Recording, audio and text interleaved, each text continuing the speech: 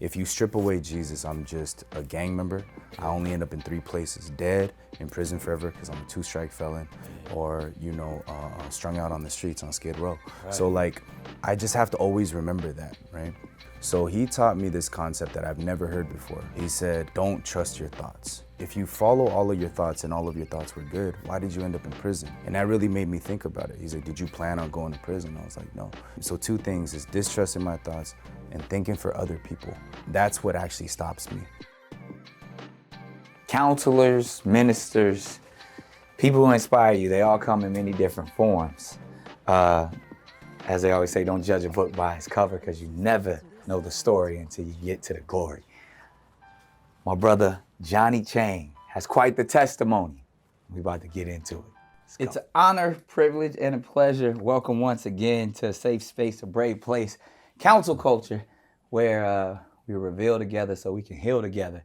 And I'm sitting on the couch across from somebody who truly represents redemption, love, and really just spreading the ministry. And I'm excited because his story is so dope from what I've heard, but now I think we get to dig in a little deeper. Went from being a gang member to an ordained minister, the one and only Johnny Chang. Hey, what's good, my brother? Thank you, man. Pleasure. So, let's just dive in, man. First off, I love what you've been doing, how you've been inspiring, but I want to hear a little bit more about your story, because I think I've heard about it on the surface. Sure. Of it's like, where you came from, and then, how you ended up changing your life and finding true happiness. Yeah. So I actually grew up on the east side of LA. A San Gabriel Valley native, for those who know. It's predominantly Asian in that area. And grew up in project housing, Ramona Gardens. And yeah, we were just not the typical, like, stereotypical Asian. I wasn't good in math. I didn't do no anime and stuff like that. I just aspired to be a gang member. Right. And that's because my dad was alcoholic. My mom, she was, Buddhist and very submissive to my pops. And right. in the Chinese culture especially, the household is ran like a dictatorship. So yeah, my dad got drunk a lot, beat on me, beat on my mom, broke my ribs, sent mom to ICU, all kinds of stuff. He's one of those vengeful, rageful drunks. And I had a brother as well, did the same thing to him. So I didn't have a place where I could come home to, so I would hang out all the time, like stay out as long as I can. I was running away at like 11 years old. By the age of 12, I had joined a gang. And it's a really big Chinese gang out there. Started in the 60s. And yeah, they took me in, and within 3 months of joining my neighborhood, I basically went to prison. I went from YA all the way to level 4-yard state penitentiary. So I did 13 and some change. Wow, yeah. So 13 years of your life, really a lot of your youth was probably stolen from you. Absolutely. And being incarcerated, man. But is that where you changed your life and gave your life to God? So actually, God came in, I would say, after I got out of prison. Really? Yeah, so I was actually Sunni Islam, in prison. So I explored some religions. Mom was Taoist Buddhist. I was just traditionally Buddhist, being Chinese. Right. So man, that's a hell of a so you have the Buddhist foundation. Yeah.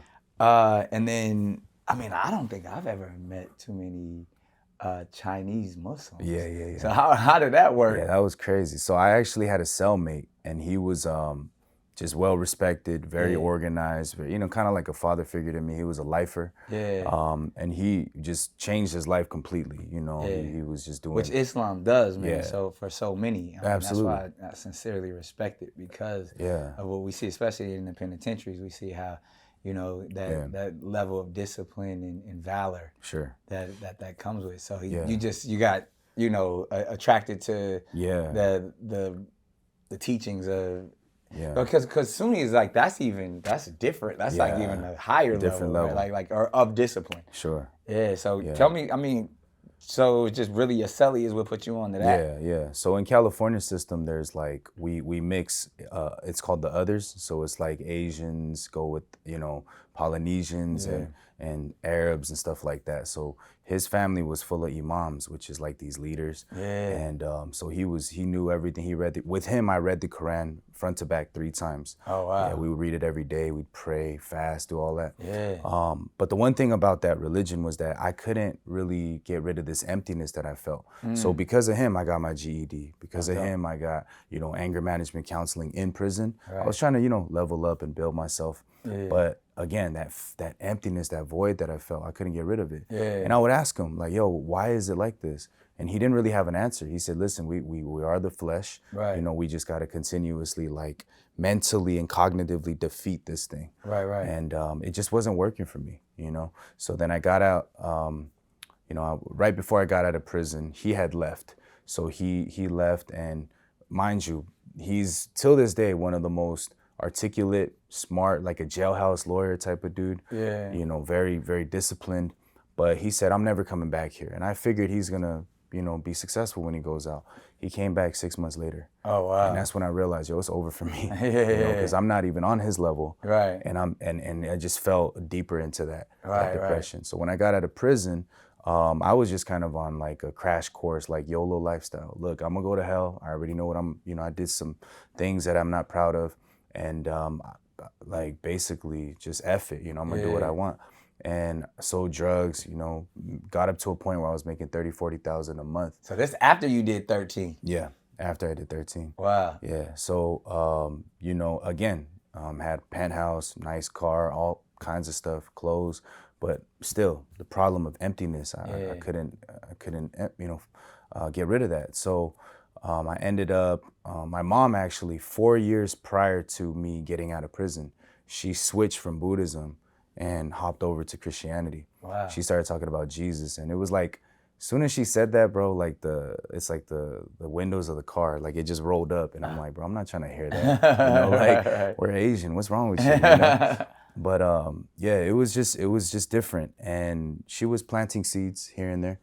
But one time her car broke down basically, and she was in San Bernardino, and I was in LA at the time. My brother also doing 14 years, at this time. My father, an alcoholic, wasn't gonna help her. So she called me, she's like, my car overheated. And she, at this point, she was a deacon at the church. My mom speaks 3 different languages, so she was, interpreter. And they had some kind of conference thing going on or whatever. So I just went and picked her up, dropped her off. And on the ride there, I'm like, Mom, I know how Christians get down. Like they're gonna try to like indoctrinate me and stuff like that. But she was like, just keep an open mind to it, basically, right? She's like, I'm just there to like not preach to you, but I'm there to like, preach to the other people. So we get there, and I smell like this. It's a delicacy that Asians love, right? Which is black bean noodles. Right, so I'm trying to keep it gangster because like I roll down the window and I'm like, dang, that smells fire. And, when you're in prison, like that's what it is. Like food and letters is like gold out there. So but I saw the pastor, short little Korean pastor, and he was like, yo, Johnny, heard a lot about you. We just made some homemade black bean noodles. I could package it up and give it to you, and you can be on your way. And as Asians, we break bread, right? That's the one thing, like family style, right? So I felt like it would be very disrespectful to like just take the food and not at least go and introduce, sit down with him, let him show me the church. So I went in there and I told him, look, I'm Buddhist, right? I was a Muslim, but I'm not here for religion. He's like, it's cool. So he didn't push it onto me. And after that, basically he preached the gospel to me. He spoke to me about how my sins were forgiven. He told me basically, I mean, it's a whole other story, but basically he reconciled my relationship with my father, like everything. So he unlocked a lot of stuff. Yeah. That's dope. So, and then just cold turkey, like you, from that, you was like, yo, I gotta give up the lifestyle. Yeah, I mean, it was still hard for the first year. He suggested basically, so he showed me basically what sin was essentially, and I thought sin was an action. He was basically showing me that it was an identity. He's like, you're a sinner because Adam sinned and passed it down to you, right? you're Chinese, you didn't choose to be Chinese, right? You don't Right. eat orange chicken and become Chinese. It's not an action. Right? Right. You're Chinese and you eat orange chicken, right? So Right. it was like he was making sense basically. Yeah. And he's like, that's why you're living like imperfect, because you're trying to be perfect, and that's why you feel that emptiness. So nobody had broke it down like that to me. Right. And I was like, okay, so this dude's not just about like Jesus. He's actually dissecting what was at the core, you know? Yeah. So yeah, from that, he suggested that I apologize to my dad, which was crazy. Like my dad I was the victim. You know, Right, he was right. the aggressor. And he said, you know, I was like, apologize. I was like, man, fuck that. You know, Right, straight out right. told him, like, I'm not gonna do that. Right. If he dies, it would be better. You know what I mean? Like I'll never meet him. Like Right. I'll never say sorry to him. Wow. And he said, you're right, but you're miserable. And I was like, dang. He said, because you go out and if you keep it real, he said, you know, people out there who have functional families, you know, and yours is dysfunctional. When you look at people like that, you feel sad, you feel angry, you feel rage, right? Yeah. And he was right. He hit me right at the core. So I was Yeah. like, dang. And he's like, you know, so I want you to just apologize. He used a lot of analogies. You know, he said 2 countries go to war because, you know, one side thinks they're right, the other side thinks they're right. There's no peace. It's all chaos. But when one side surrenders, even if they're right or wrong, then peace starts to flow in. So he's teaching me, right? He was guiding me. And I was like, dang, okay, so call my dad, told my pops, like, hey, you know, I'm sorry for everything that I did. We met actually in person. Yeah. And yeah, my dad looked at me and he started bawling. And he was like, no, like, I'm sorry. You know, I was wrong. I led you incorrectly. I came to America, put you guys in the projects. You guys got picked on, joined gangs, did all this crazy stuff. Right there was like 24 years of pain. It was gone, bro. We hugged it out, cried it out. And, you know, now he comes to church and, you know, it's amazing. My whole family's saved. And I became a minister after that. But yeah, he made me move in. He's like, you know, you got to move into the church because, Johnny, you can't manage yourself. Oh, wow. And I was like, dang, that's true. He said, because your homies are going to pull you back, which is true. Yeah. You know, your uncles, your cousins, your brother, everybody's from your neighborhood. Yeah. It's a generational thing. Yeah. So he said, you really need somebody to be like a braking system. You're like this Lamborghini, he said, but no brakes. It's just all gas, you know, you crash out. So I was like, dang, okay. So I gave a year of my life to live with him. And I was broken, bro. I didn't know, you know, discipline. I didn't know how to articulate and communicate, but he knew all of that. And he was pouring that into my heart, teaching me, you know, things like self-control, you know, how to manage my desires, how to communicate, not go to violence and stuff like that. Yeah. And then my homies started to see me change. They were like, bro, you're different. Yeah. At first they thought I was on drugs. 'Cause they were Word? like, yo, this dude's so peaceful. Like, what's up with him? Right, You right, know? right. And after that, they thought it was a phase because they found out it was Christian. They were making fun of me. Oh, you praying to a white God and all that, you know? Right. But now my homies, like my little homies, they come to church. Yeah. Like it's such a transformation because actions speak louder than words. Absolutely. And all my homies are from broken homes. And also, you know, a lot of them are in prison and they all feel that emptiness. So yeah, we could be different color, creed, race, whatever, but we're all interconnected through the struggle. Right. You know what I'm saying? So yeah, depression, loneliness, emptiness, as men being vulnerable as well, it's a hard thing to talk about. Yeah. And so, you know, that's what I do nowadays is I basically do that. You said something pretty powerful that I think a lot of men struggle with. I mean, myself included. And I would love to figure out, you know, I mean, I know it's probably a constant, but you spoke on managing your desires. Yeah. And coming from, you know, the life, like you said, you making crazy racks, you know, 30, Yeah. 40,000 at a time.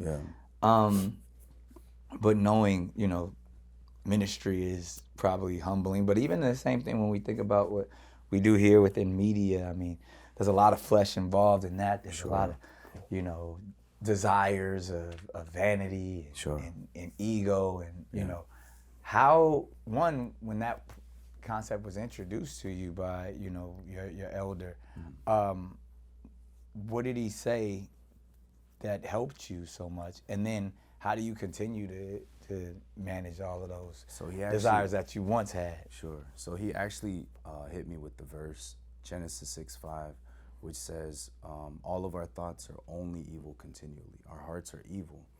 And it's not because we, you know, choose to be that way, but we're born that way.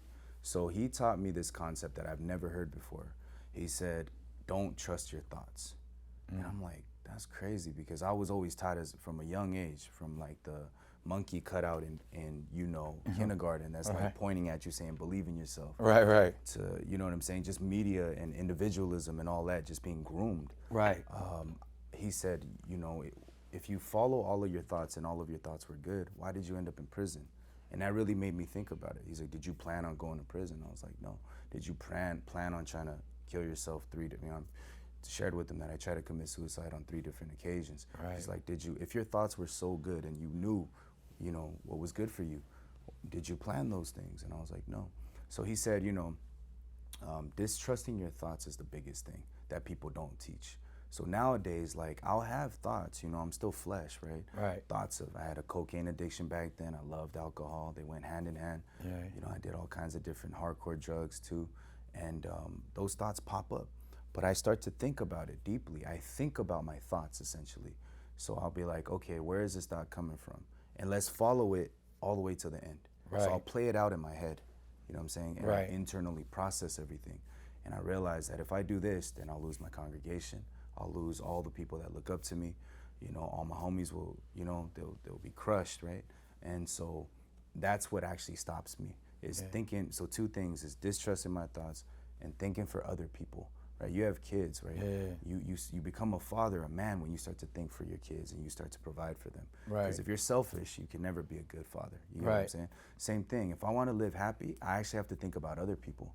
But this world teaches you, now you got to do it for yourself. Right. It's all about me, I. Right. And then this, in turn, causes you to be isolated. Right. To be in your thoughts at night. You know what I'm saying? Like, so it's just very deep. Yeah. So, I mean, you touched on a lot of things. I want to go deep for a moment, or just because I know when people see these type of platforms, or even whether it's a clip or whatever, especially in today's day and age, religion specifically is taboo. And if people don't want to, not even if they don't want to engage necessarily, but like religion creates conflict. Sure. I mean, there's been wars fought over religions. Absolutely. Based off of, like you said, this person believes they're right, this person believes they're right. Sure. You have a gift that how you offer, you put it very simple, come from a calm place. How, excuse me, how, I don't know, I think my question would be, with knowing all the things that you've experienced and, having, a Buddhist background, having studied and practiced Islam and then Christianity, like, why, and then how do you navigate in all those debates? Sure. Excuse me. So, for me, I believe that all religions teach you to do well, right? But for me, Christianity was the only religion that taught me you can't do it without me. So I tried to, manage my own depression. Like, I went to anger management, I went to counseling, therapy, all that stuff. Right. Learning receptive skills and, expressive skills and all that other stuff. But I was only in maintenance mode, right? It wasn't until I believe, like, okay, I'm not my own master. There's somebody above me, which is Jesus, Right. who made me perfect and righteous, right? That's when I was able to distrust myself and follow him. He lifted me out of all of that. Right, right. So I think that's the difference between true Christianity, because there's also fighting amongst different denominations too, right? 45,000 different denominations of Christianity. One Bible, 44,000. It's crazy, Yeah. But it's because people have their thoughts. They trust what they think above what the word says, So, but going back to the point, basically, when I trusted myself, like, I just seen that I was evil. I seen that I led my life incorrectly. And I felt like when I followed this book, because I read the Bible front to back, Hebrew, Aramaic, Coney Greek, 23 times. Wow. Yeah, and that's because I can't, like, I need to replace my thoughts with the word. So nowadays, I'm actually thinking a lot in verses. Like, it's kind of crazy. Yeah. That's dope. Yeah, so, it's allowed me to be peaceful. It's allowed me to not push onto people. Right. And, so I think human beings are innately, we're inadequate and we're imperfect. So, you know, if you try to produce perfection, it's just impossible. You know, it's like a mango tree trying to produce apples. It's just, it can't do it, right? So if I'm evil from the jump, and if I'm flawed from the jump, what we call sin, then I will never be able to produce righteousness. But every other religion, including Muslims, they teach you not good deeds outweigh the bad deeds, right? You got to do good things, good karmic debt in Buddhism too. You got to do good and outweighs the bad. But I've been around people who've murdered people. Right. So even if I smoke somebody right now, and 40 years later I dedicated my life, let's say, but it's an eye for an eye, right? Like, would that then bring, after 40 years, the guy who I put in the dirt and raise him up again? Like, that's the only thing that would rectify it. You know what I'm saying? Right. So I feel like it isn't this one-of-one thing. Right. Maybe personally I would feel good because I gave 40 years of my life, but that doesn't change the fact that I put somebody in the dirt and took you them robbed them away from their family. Right. Yeah. So, you know, I realized like there was a flaw there. Yes, it makes sense on the surface level, but if we're going deeper, it doesn't actually make sense, right? It has to be a debt. You know, I can't go to McDonald's and or go to Chase and, you know, pay back my $10,000 with 10,000 chickens. Like, it don't. You know what I'm saying? Like, you gotta. So I learned like there's a way where there's a God standard and there's a humanistic standard, and a lot of us follow the humanistic standard, even about God. So, you know, I've learned like we got to put that down, and that's the difference between navigating. So I don't debate. Right. I'm Chinese. I don't try to tell people like, you know, if someone comes up to me and goes, "You're black," I'm like, "Nah, bro, I'm Chinese." And if he keeps pushing it, I'm like, "Listen, the truth is the truth." You know what I'm saying? Like, I don't need to get up in that roller coaster with you. If you don't believe, then you don't believe, and I'm not trying to force it onto you.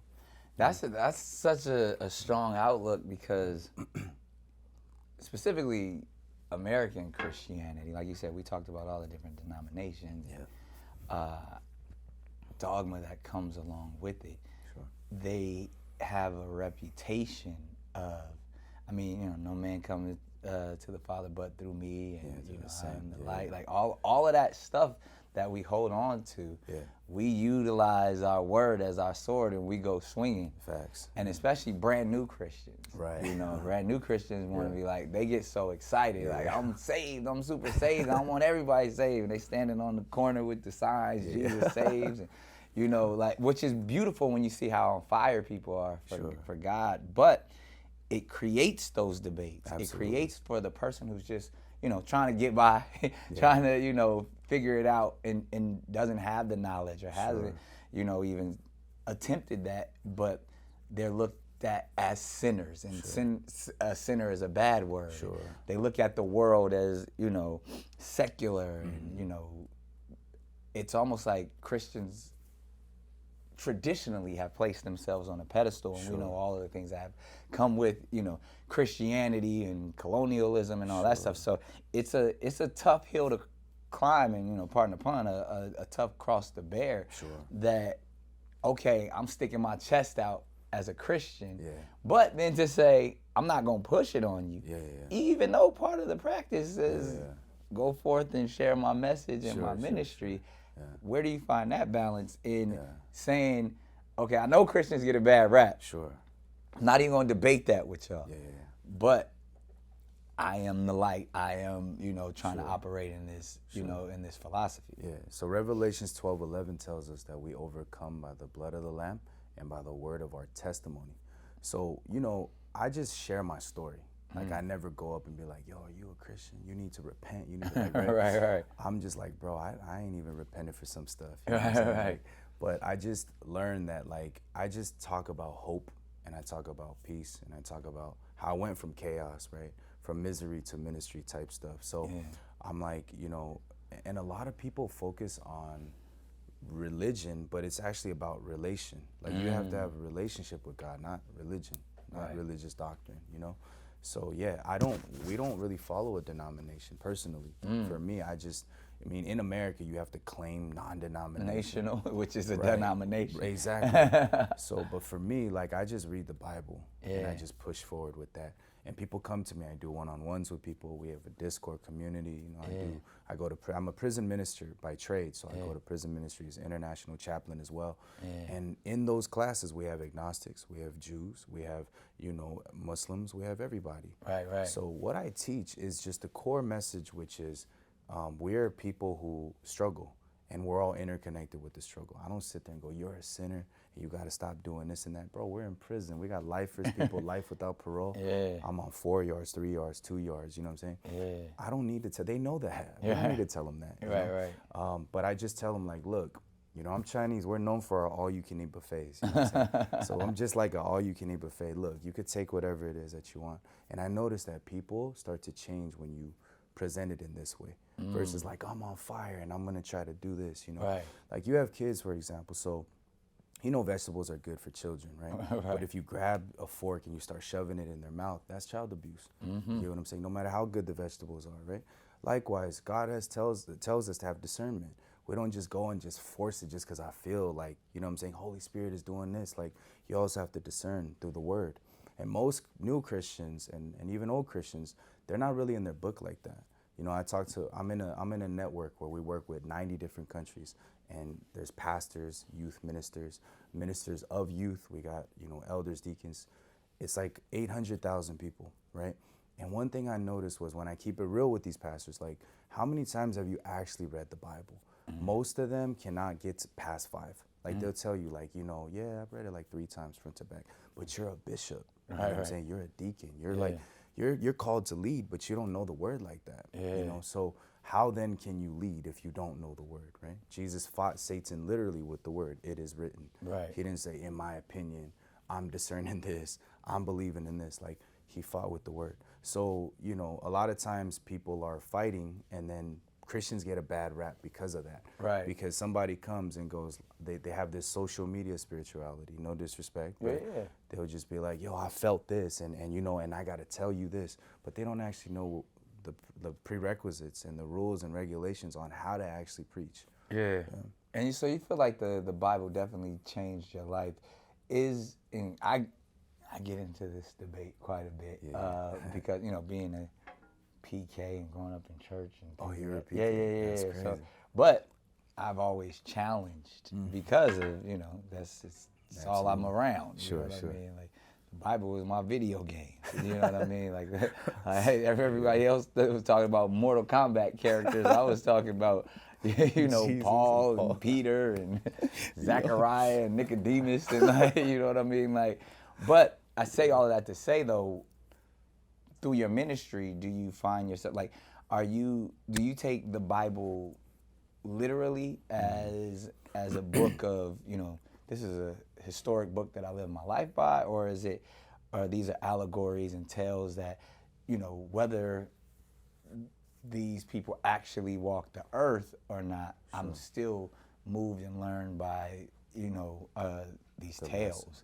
So, like, what is truly, you know, your approach when it comes to Bible? Because it sounds like you studied it, you know, and read it quite a few times. How, you know, how, and then how, you know, some advice, like, how should a person approach, you know, reading the Bible? Sure. So I think it's a little bit of both, because context is key, right? Depending on this story, woman caught in the act of adultery, is obviously a real story that happened, right? Saul going, you know, turning into Paul. All that is real. But there are absolutely, you know, metaphorical, symbolic things as well. So it's not just a physical, but spiritual as well. And it just depends, right, on which story. But the lessons that I've learned from it, and after reading the Bible so much, it's actually just a mirror to our heart, right? It talks about, like, King Nebuchadnezzar. It talks about Solomon. It talks about vanity and Job and all that. And I realized, like, we're every one of those characters at some point in our life. Right. So, like, it really is for me like the roadmap, the GPS, if you will, to my life, you know? So I'm like, dang, I remember having a heart like this. I remember having this high heart like King Solomon, forgetting my place, you know what I'm saying? Like, in my ministry, when people, especially now, are praising me, you know, and it's just like, bro, Johnny, you're going like crazy right now. You mean with Nick Cannon? You know? And it's just like, but I have to remember, like, who am I though? If you strip away Jesus, I'm just a gang member. I only end up in 3 places: dead, in prison forever because I'm a 2-strike felon, or, you know, strung out on the streets on Skid Row. So, like, I just have to always remember that, right? But, and then to answer the second part of your question with the Bible, how do we read? For me, I've read with no expectation, number one. So I don't try to be like, okay, God, show me something. I'm just gonna read, right? And then secondly, I don't try to understand. because I don't understand metaphysics. I don't understand, you know what I'm saying, Right, stuff right. like that, and that's man-made. How am I gonna understand something that's infinite? You know? Right. So I've learned, like, okay, God, you're gonna show me whatever you're gonna show me in your time. Right. So when I read that way, I went from Genesis, Revelation 1 time, 2 times, 3 times, and you don't fall off. Yeah. Because when you have an expectation like, okay, I'm gonna do a Bible in a year type thing, Right. and when you don't do it, you start to feel condemnation. Right. So you stop reading and you start thinking, man, what's wrong with me? You know, am I backsliding? Am I doing this, that, and the third? And then you just don't read at all, and you'll never grow. So I know a lot of people who are like, show me something, God, you're quiet. And then they read and they don't get it. Right. There's boring books like numbers. You know what I'm saying? Like, it's just like, bro, you just number in the congregation. What's going on? You know? But at the same time, like, God has a deeper meaning in it, right? And you find it. Right. There's revelation every time you read it. Right. So you don't have to try to understand it. It's Yeah. actually about accepting, right? And I use a lot So of it's a spiritual practice. Facts. Even when you read it, because there's discipline in reading it. There's you're submissive and succumbing to the process, and then you're allowing God to work through you. I mean, it's truly powerful, man. Like I said, I'm inspired by you, and you're a breath of fresh air in this space, and your testimony truly is your salvation. Amen. You know, so you can spot real ones. You know what I mean? Like, oh wow, he really walking the walk and being a real one coming from it. Sure. So as we end this first session, man, and I'm looking forward to in our next sessions to talk about redemption, to talk about second chances, and then ultimately to talk about happiness, because you speak about that quite a bit. So, I mean, I value you. I appreciate you for sharing. I'm pretty sure your testimony is helping so many when it comes to counseling. Being like you said, you go inside and you counsel these brothers and sisters all the time. So you know what just someone's story can do for another person. And we're going to keep it rocking. So make sure y'all like, make sure you subscribe, and we're going to get to our next session with the brother Johnny Chang. My guy.